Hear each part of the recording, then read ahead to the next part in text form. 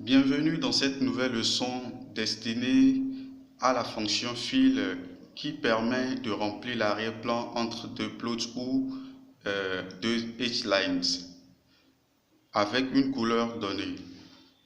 Plot qui veut dire tracé et H-line qui veut dire ligne horizontale. Donc, je vais vous montrer un exemple sur les H-lines d'abord. Pour faire cela, on va déclarer la variable H1 égale Hline égale, je vais mettre 15. Ensuite, je vais déclarer encore une autre variable, je vais juste copier, voilà. Et je vais mettre H2. Ici, je vais mettre 10.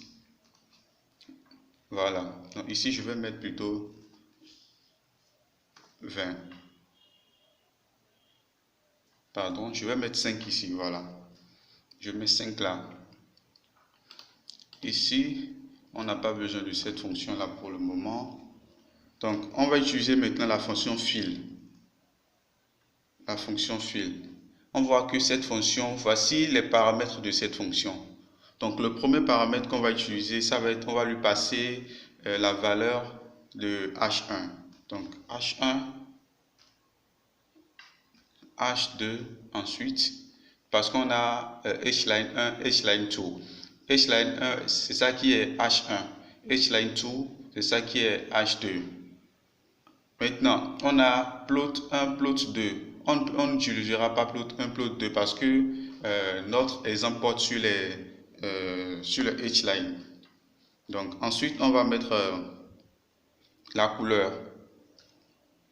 Donc, on va mettre color. Voilà. Color égale color point new. Et là, on va mettre color. On va lui donner la couleur maintenant. La couleur, on peut lui donner par exemple la couleur bleu, qui fait blue. Ensuite, si on veut, on lui met une transparence. Je vais mettre transparence 20. Voilà. Et je vais sauvegarder. Avant de sauvegarder, je vais mettre ici overlay. Je vais mettre overlay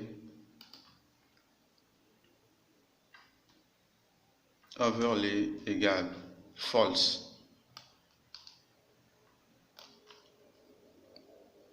Overlay égale false.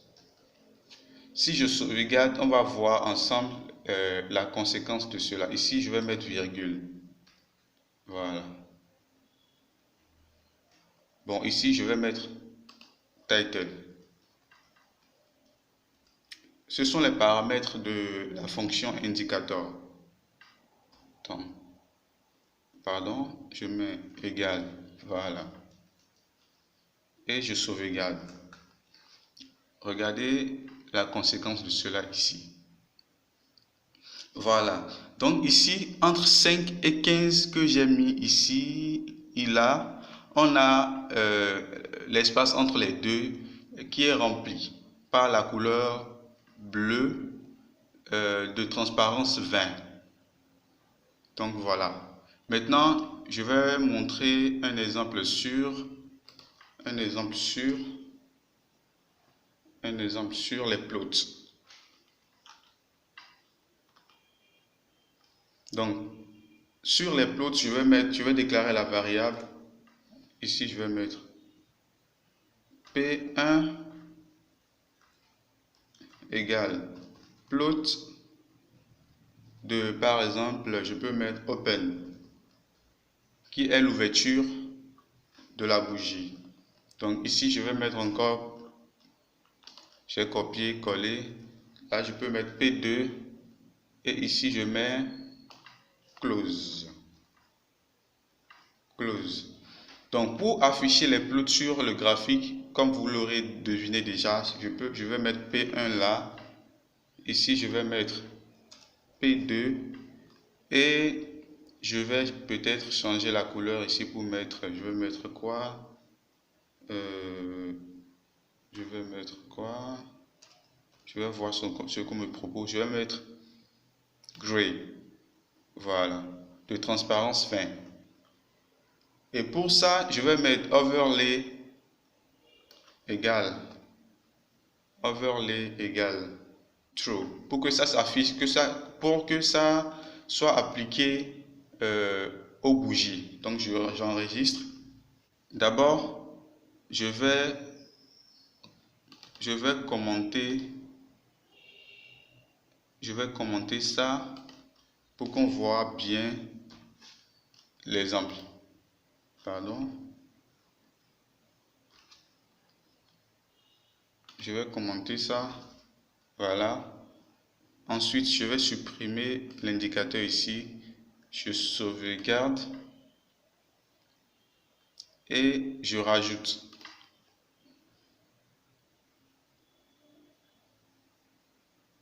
Voilà. On peut remarquer que cela a été bien ajouté.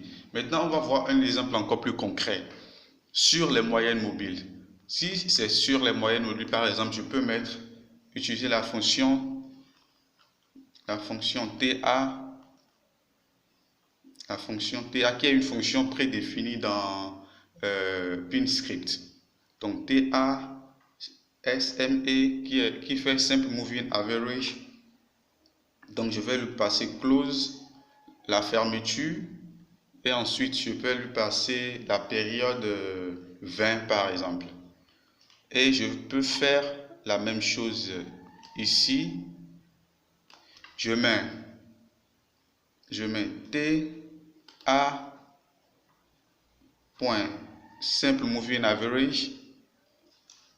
Ensuite, je mets close et je mets une période de 50. Si j'enregistre, on va voir la conséquence de cela sur le graphique. Voilà. Donc ça, c'est la conséquence. Donc ça colore l'espace entre les deux moyennes mobiles. Notez que la fonction fill est utile lorsque vous voulez tracer une zone de résistance ou de support.